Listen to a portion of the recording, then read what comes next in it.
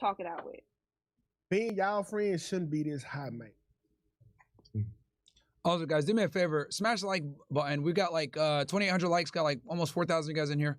Do me a favor. Smash that like button. What'd you say, Myron? You on mute, bro. Oh, no. I was talking to I'm on stream. I was talking to them. I didn't want to interrupt what you guys were saying. Did you guys ask me something? Oh, no. I thought you were talking. No. No, I want to get your thoughts. I didn't. Well, first of all, I appreciate you for coming through, bro. Thank you. No worries. I want to get your thoughts. What are your thoughts? On I saw the Trump with Israel and Iran, right? Mm-hmm. Well, I made a tweet about this, but the long story short is, Trump is trying to get a Nobel Peace Prize here. And realistically speaking, though he is getting a ceasefire brokered, it's not going to end the conflict at all.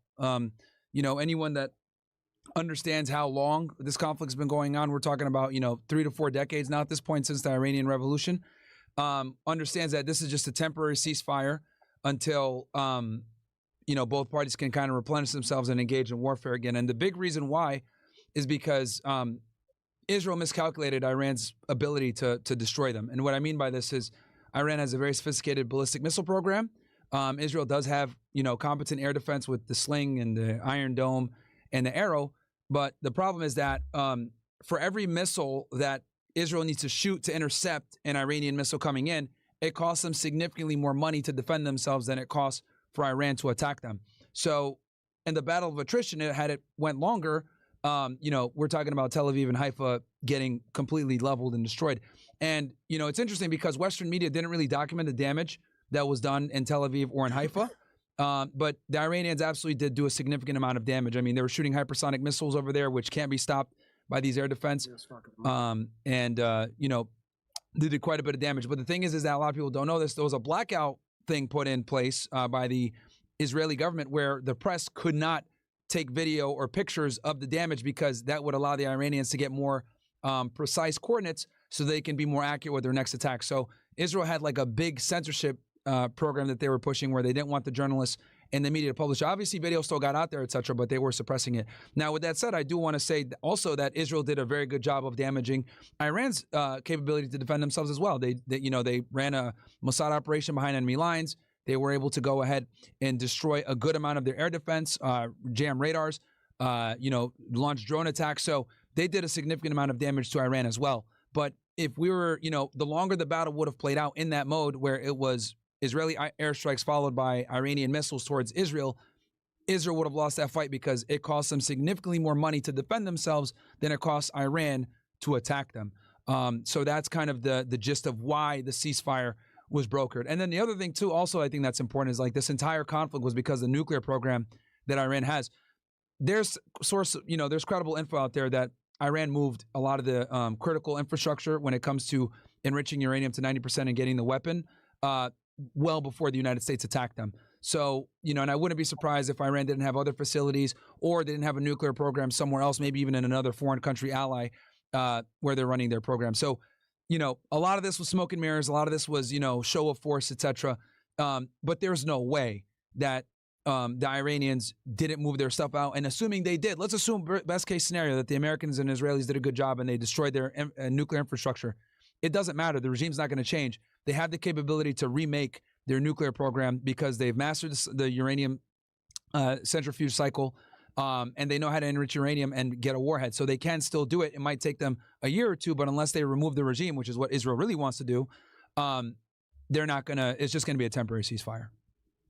So you don't think that they're actually going to have a long-term peace deal that is brokered as a result of them getting a ceasefire that's in place right now? No way. And the reason for that is because Israel wants a regime change. Benjamin Netanyahu and the Israelis will stop at nothing to get rid of the Ayatollah and try to topple the government. Now, what they were hoping when they did their operation 2 weeks ago was that they would cripple the Iranian infrastructure, the higher-ups, make them panic, and then that would create the opportunity for the separatist groups within Iran to overthrow the government. But what actually happened was it backfired. The Iranian people got behind the Iranian government because even though a lot of them don't like the Iranian regime, they hate Israel more. So Israel's attempt to, divide the civilian population actually backfired because, keep in mind that when they got attacked while in the middle of diplomacy with the United States. And the attack was a sneak attack, and it was obviously very severe. So Iran took that as a very big attack against their national security. And since they were attacked first, the people rallied behind the government to defend themselves. And that is why people took to the streets after Iran was attacked and said, we need a retaliation towards Israel. And they did it within 18 hours, and they hit them pretty hard. Obviously, the media covered that, but both parties did a significant amount of damage to each other, for sure. What do you think the long-term result is, if you had to guess, based off of what you see happening right now? Okay, sure. So this is what's going to happen. On the Iranian side, they're going to work even harder to get a nuclear program. And the reason why is because having a nuclear bomb is going to be the only way that they can deter Israel and the United States from trying to effectuate a regime change. You look at North Korea, for example. They have a nuclear bomb. Though they're enemies. Since they have a nuclear bomb, we can't really do anything to them because of mutually assured destruction, right? So I predict that the Iranians are going to work towards getting a nuclear bomb even more so now. Diplomacy, I think, is pretty much finished. Anything that does happen from a diplomacy angle is going to be feigning just to buy more time. And I think with the Israelis, they're going to, heavily leverage and lean on their intelligence assets like Mossad, Oman, etc., to try to impose a regime change from within. But I don't see that as successful because, to be able to do that, they're going to need to get boots on the ground. And we already know what happened with Iraq War, V2 in 2003. So, the Israelis want a regime change, and they're going to try to leverage their intelligence agencies to do so. They got Mossad operatives already calling people in the Iranian Guard at the high level saying, we're going to kill you if you don't, defect with the Iranian government, etc. So we'll see what happens. But that's what I predict the next two, what each party is going to do in the next few months, given the ceasefire. What would you grade Trump as far as his job in office as of right now for the 6 months that he's been in for a second term? The foreign policy has been bad. I'll be honest. I can admit that I voted for Trump, and a big reason why I voted for him was, I didn't want any new wars. But obviously, the Zionist lobby is too powerful in America, and they pushed them towards this conflict. Anyone that tells you otherwise is just lying. And that's the problem. A lot of these political commentators on the conservative side, they're owned by the Zionist lobby. They run the media, whatever. We're on YouTube, so I'll keep it there. But, when it comes to the foreign policy, so he didn't negotiate the end of the conflict with Russia and Ukraine, right? And this is why he struck that mineral deal with Zelensky, because he understood that we're spending a ridiculous amount of money supporting Ukraine when they're losing. They've lost like 1 million soldiers now at this point. So he's like, you know what? If we're going to continue to support you guys, we needed to get some of the revenue from the minerals. So that's why they kind of struck that deal. We're still giving them aid because he doesn't see, a conclusion to the situation within the next few years. That's why I think he brokered that mineral deal. But that's a longer term deal. That's hoping that we recoup, assuming that we then at some point actually end the war with Russia, right? Absolutely. Yep. It's exactly. That's precisely what it is. It's to recoup the money that's lost so that while we continue to aid them, we don't go in the hole as bad. I guess Trump kind of underestimated how bad the situation was, thinking that he can broker peace, saying I can do it in 24 hours. Russia's winning the conflict. So the United States and Ukraine has to make a lot of concessions, and Zelensky is pretty delusional with some of his demands with Russia. And then as far as, this conflict with Ukraine, I would argue that brought us back, this conflict with Iran, that brought us back a step because, Iran and Russia are allies, and this is going to, make it even harder for peace talks with Ukraine and Russia. So I think him even being involved with a limited sense with just bombing the nuclear sites, I still think that was a bad move towards diplomacy, not just on the Iranian front with the Middle East, but it also did set us back a bit with the Russia-Ukraine conflict as well, because right after this conflict happened, the foreign minister of Iran actually met with President Putin to discuss strategy. And whenever they say strategy, that means military, nuclear bombs, and intelligence agencies every single time. Okay. So what's next? What do you think is next as far as because of course, obviously they saying that the ceasefire is holding up. It hasn't even been 24 hours, but the ceasefire is holding up so far. Yeah, there was a little confusion where I guess a rocket got across after the ceasefire, and there was a bunch of anger and stuff like that. And Trump was really pissed off this morning because they almost resumed the war. I'll say this, Israel breaks ceasefires all the time. They did it with Lebanon and Hezbollah. They did it with Gaza and Hamas. They should have been they should have been done with the conflict in Gaza, but they pulled out of the ceasefire there because there was a 3-part deal with it that Trump negotiated, but Israel only completed the first part of the deal and then ignored the other ones. And that's very important to know that the Israelis typically don't negotiate for ceasefires unless they're losing or they cannot continue the warfare that it is. So the only reason they agreed to this ceasefire is because they knew the longer that the conflict would happen, Iran's missiles will start to pierce more and more into their airspace. And we're talking about the destruction of Tel Aviv and Haifa.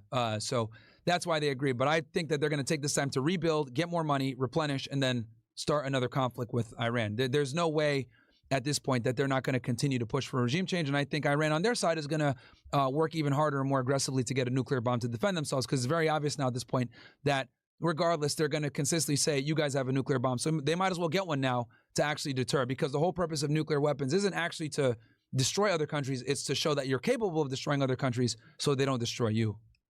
Yeah. Let me ask you a personal question, Myron. Yeah. You really in your bag when it comes to world issues, political issues. Obviously, we seen the defense rest with the Diddy case, and so you were really engaged. Yeah, I was just covering that just a second ago. Yeah, you really involved in that. Where do you see yourself going as a content creator? Because you left out almost one. Like, You left out one. What do you mean? You left out stupid women. Well, no, that's the question that I'm asking, it because I see you continuing to evolve as a content creator, in which you're covering way more subjects, and it's almost like I see you doing a lot of in-person debates and having conversations with people that you give the opportunity for people to be able to come up and express their thoughts, whether it become whether it's about politics or whether it's about relationships. Where do you see yourself evolving into as far as a content creator? That's a good question. I've thought about this. I think for me, I think being diversified is really the best way to avoid stagnation. Many know that I used to work in law enforcement, which is why I, have the interest that I have when it comes to criminal cases, especially at the federal level. I mean, hell, the people that are running the case against Diddy right now is the agency I used to work for. So I'm very familiar with, the way they do their investigations and the squad that ran the case and everything like that. And then on the other side, right, I'm really interested in, politics and, foreign affairs, especially when it comes to the Middle East, because my thing is I'm a hardcore American patriot, right? I'm a very big nationalist. I think, America's the best country in the world. And, I love this country. I've served this country, put my life on the line for this country. And I think for us to address some of the problems, I think one of the biggest problems we have in America is that we are occupied by a foreign government that runs our foreign policy. And for people to understand this properly, you must understand Middle Eastern foreign politics, because once you understand Middle Eastern foreign politics, then you can understand how our country is being subverted for the bidding of another government. I saw someone in your chat said that I'm an Islamist. No, I'm just a realist and a pragmatist. And the problem is that in Western media and in American media, up until recently, we haven't been told this information, or we haven't been told the truth about how our foreign policy really works. And the reality is that our foreign policy is run by a small group of people that have ulterior motives that might not necessarily be America first. A lot of people like to say, oh, I'm an America first, America first.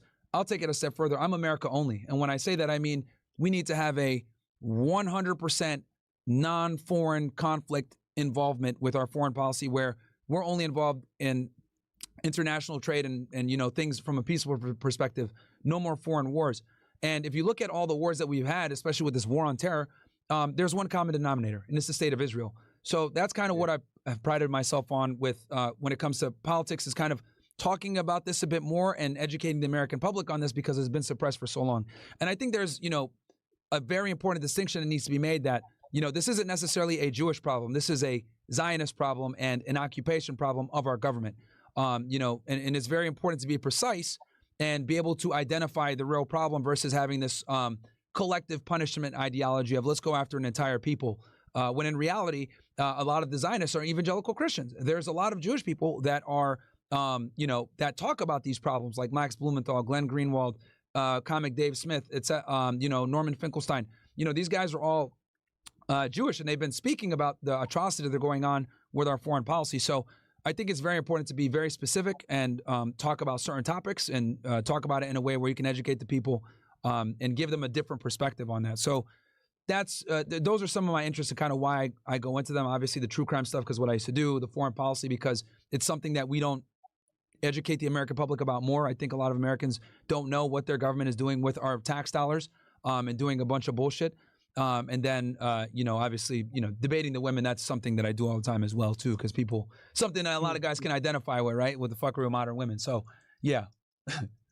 Do you ever lose interest in dealing with or debating women? It does get monotonous at times because it ends up becoming the same typical debate. But, every time I do it and I get annoyed, I remind myself that there's someone that's probably seeing this for the first time, that's probably being exposed to these concepts for the first time. So, so some people might say it's redundant. I think it's very important because there's more guys waking up every single day, right? A new guy is Googling how to get back my girlfriend, or why did she leave me, or why did I get divorced, or why did she cheat on me? There's a new guy Googling that every single day. And they find content like mine, find content like yours, and we provide the answers to these guys because, unfortunately, this is a big problem for a lot of men. And I predict as social media becomes more advanced, as we become more and more attached to our phones, as online dating and social media becomes more and more prominent as a way to meet people, this problem is only going to be exacerbated. It's going to get worse because, unfortunately, when you go on the internet and you use dating apps or you use Instagram, whatever, that puts the ball in the women's court, right? Because the men are the ones approaching them. And what ends up happening is a majority of men just end up becoming invisible to a majority of women, right? And I've kind of figured this out from years of talking to different women. We've talked to almost 4,000 women now. The startling reality that I'm starting to see as I talk to more and more women, especially, women that are 18, 19, younger women, is the average man no longer qualifies for the average woman, right? I meet girls, they're average, nothing special about them, typical background, etc. But when I ask them, what do you want in return?